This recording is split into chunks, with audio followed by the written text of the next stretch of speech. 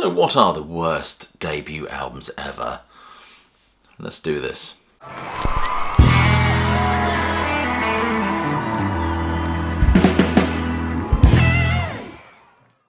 Welcome classic rock fans to the 10 worst debut albums.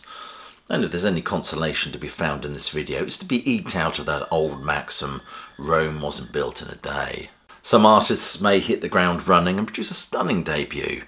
My video on the best debut albums ever is just up there. Others might have to huff and puff to squeeze out their first misguided attempt, which can often be derailed for a whole number of reasons. Anyway, if you're new to this channel, please do click like, subscribe and check that notification bell. And check some of the links below this video for ways you can support the sterling work done at Classic Album Review. It's always much appreciated. Become a patron, why not? There's a fine body of work on there now and you'll be becoming a part of a real classic rock community. Anyway, enough of this piffle, let's get on with it, shall we? Number 10 is the Red Hot Chili Peppers, their debut album from 1984. I think it's fair to say that all bands have to start somewhere. But this is kind of underdeveloped and musically very immature. In fact, Stephen Thomas Erlewine said their first effort didn't quite gel into a cohesive album. This album certainly sketched out that metal-funk hybrid quite effectively, especially on the warped groove True Men Don't Kill Coyotes. And I think it's fair to say in the 80s they invented that kind of jittery, smutty rap rock, which hasn't aged particularly well. And also the lack of clarity in the mix doesn't help this album at all. In fact, Flea, I think, has said that they'd like to re-record this album. Number 9 is Rush and the self-titled album from 1974. This is not terrible, but it's pretty generic stuff from this young bunch of Canadians trying to sound like Led Zeppelin. Of course, this was with the original drummer John Rutsey.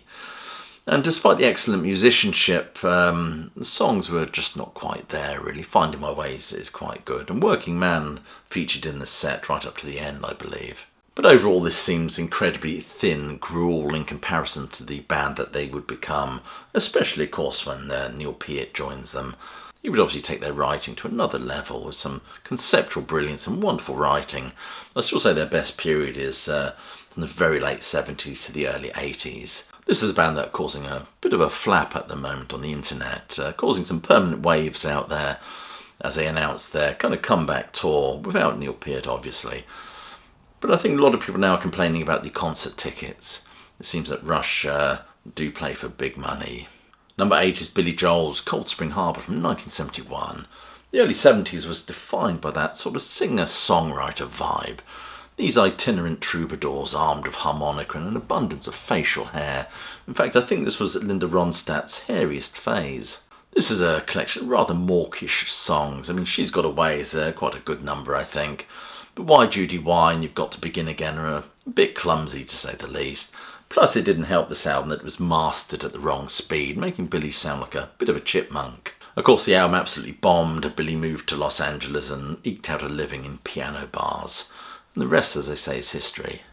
Number 7 is Why Can't Tori Read from 1988 by Tori Amos. This is Tori's synth pop band, an album that still remains out of print to this day. Talk about square peg, round hole. I mean, the sound of this album just does not fit.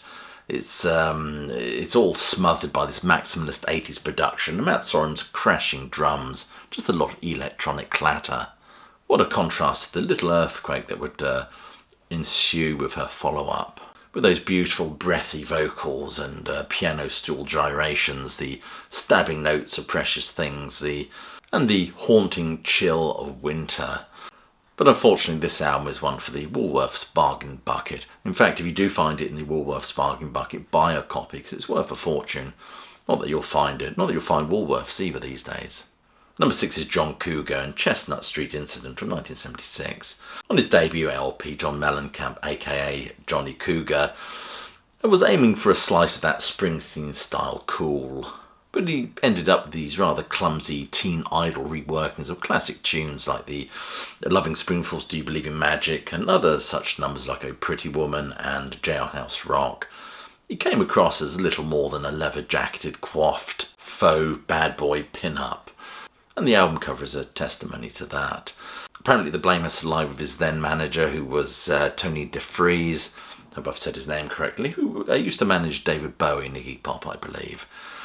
And the opener, American Dream, has the blatant Springsteen-esque vibe to it. Homage or parody, I'm not sure which it is. Number 5 is Lou Reed, and Lou Reed from 1972. Of course, Reed had a reputation for writing these twisted, dark, voyeuristic vignettes when he was with the Velvet Underground. And unfortunately, when he came to this album, not armed with many new tunes, he had to regurgitate some, I think, older Velvet Underground numbers, like I Can't Stand It, Ride Into the Sun, and Lisa Says. Rolling Stones said that it gives this genteel art rock treatment to songs written during Reed's Velvet Underground years. Plus, the melding of different musical styles just didn't come off. Steve Howe and Rick Wakeman from Yes play on this album and didn't quite gel with that off-the-streets vibe that Lou Reed had. The resulting album was a bit of a turn, a kind of a limp copy of those Velvet Underground days. Lou Reed said shortly after it came out, "I'm aware of all the things that are missing and all the things that shouldn't have been there." I think Steve Howe and Rick Wakeman definitely shouldn't have been there. Number 4 is Genesis, From Genesis to Revelation, from 1969. These 5 original members, fresh from Charterhouse, all buttered crumpets, tea and ritual buggeration. And speaking of which, up pops Jonathan King, fresh from the urinal of pop history. And therein lies the rub, really. Jonathan King not only gets him a record deal, he guides this piece of what can only be described as a juvenilia.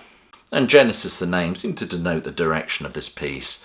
They should record a collection of songs based on Bible stories, but in the style of the Bee Gees.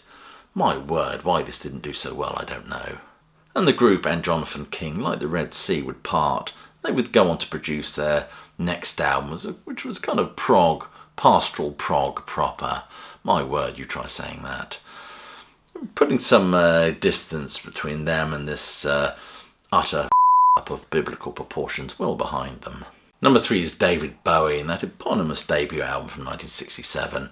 Bowie said of his early work, "I didn't know if I was Max Miller or Elvis Presley," which very much epitomises the confused nature of this album from a young artist who didn't quite understand which side he dressed on. The album displays a baroque pop and musical sound, influenced by Anthony Newley and that Edwardian style that was very much in vogue in the late 60s. And in terms of the British musical scene, you can hear that in the broad theatricality of Bowie's voice.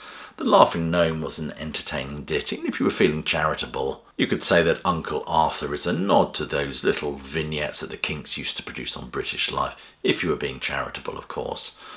But this is just an underwhelming album that is just best ignored, really. Number 2 is George Harrison and Wonderwall Music from 1968. This is his first solo musical recording. We got to explore his love for classical Indian music. But it is a kind of wallpaper appropriation of all these twee twangs and dronings. It's kind of like a tape you would hear playing in a second grade curry house after the pubs had turned out. This is of course a soundtrack to the long forgotten Jane Birkin flick, and as such you've got to understand that soundtracks tend to serve the movie, so we've got to cut the old mustachioed one some slack there. Nevertheless, despite the aspiration to some sort of mystical experience, it just makes me think of onion barges and poppadoms. I think in this case one wished the quiet Beatle had lived up to his moniker. Number 1 is John Lennon and Yoko Ono and Unfinished Music number 1, Two Virgins from 1968. If the sight of Lennon's unfettered Todger didn't put you off buying this, you might have given it a listen. And although some hail this as a groundbreaking statement of avant-garde music, others see this as a rather jarring listening experience of musique concrete punctuated by Yoko Ono's frenzied howlings, sounding like somebody deep-frying a cat. But this tomfoolery with its sound effects and snippets of conversation is striking, or strikingly awful, that is. Definitely a precursor to that masterpiece that was Revolution 9. So there you are, they're the 10 worst debut albums in my humble opinion. Anyway, I'll thank you for watching. If you've enjoyed this video, please do share it to help spread the love for the channel. Anyway, I'll leave you with my closing salvo, which is hope you're well, staying safe, and of course that you keep listening.